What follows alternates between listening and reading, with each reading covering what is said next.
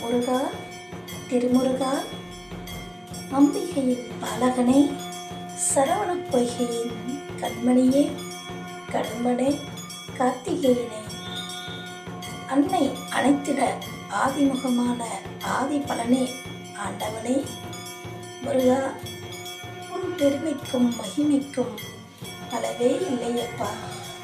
உன்னை நாடி வரும் பக்தர்களுக்கு கண்கண்ட தெய்வமாக விளங்கும் என் அப்பனே முருகா, அழகு, வீரம், ஞானம் ஆகியவற்றின் திருவுரமாக போற்றப்படுபவனே என் அப்பனே முருகா.